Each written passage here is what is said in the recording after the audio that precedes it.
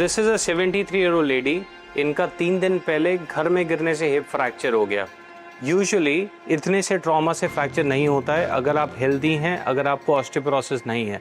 So this is a fracture जो सिर्फ उन लोगों में होता है जिनको ऑस्टियोपोरोसिस हो, जिनकी हड्डियां एज के साथ में या पोस्ट मेनोपॉजल एज ग्रुप में फीमेल्स में कमजोर हो गई हों। So this fracture is a fracture which is called as intertrochanteric fracture, and what we've planned for this lady is a nailing, because this involves smaller incisions and it's a quick surgery. So let's do it.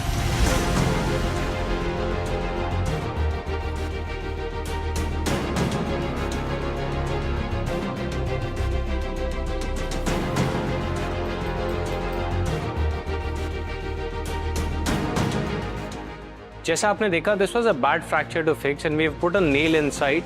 This is a surgery which does not involve blood loss. और elderly female जिनके अंदर ये fracture usually होता है, it's a very important thing that हम blood loss ज़्यादा ना करें and the surgery is quicker and smaller so that post operatively they are healthy, and that's what we have done for this patient.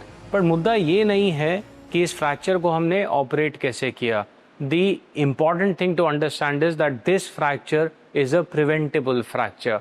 Osteoporosis से related जो भी fractures होते हैं वो माइनर ट्रॉमा से होते हैं, और उनको प्रिवेंट करने के लिए कुछ दवाइयां हैं जो आपके ऑर्थोपेडिक सर्जन या आपके एंडोक्रिनोलॉजिस्ट या आपके फिजिशियन आपको देंगे, but there are many things which a patient can do himself और herself.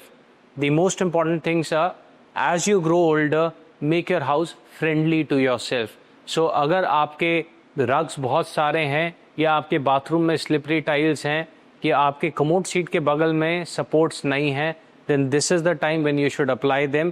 Fall prevention strategies are very important to prevent accidental falls.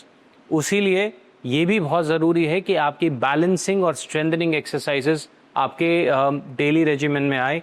Yoga, ताई ची आर वेरी गुड बैलेंसिंग और न्यूरोमस्कुलर कोऑर्डिनेशन एक्सरसाइजेस, और उतना ही ज़रूरी है स्ट्रेंथ ट्रेनिंग, जो आप बॉडी वेट के साथ भी कर सकते हैं या जिम भी जा सकते हैं। I recommend every person above the age of 40 to go to the gym and start lifting weights. उसी तरीके से अपने डाइट में प्रोटीन और कैल्शियम की मात्रा ज़्यादा रखें। There are various websites on the internet. Now it's time for AI. You can actually take the help of ChatGPT, Claude, whatever you feel like doing, but they can give you good instructions based on evidence. And you can simply include calcium and vitamin D in your diet and through sunlight. One more thing, if you're a smoker, stop smoking. So males के अंदर osteoporosis का एक बहुत बड़ा कारण है heavy smoking. So अगर आप स्मोकर हैं या आपका अल्कोहल इंटेक बहुत heavy है, it's very important for you to stop smoking, not reduce smoking. You should stop it and moderate your alcohol intake. I hope this helps.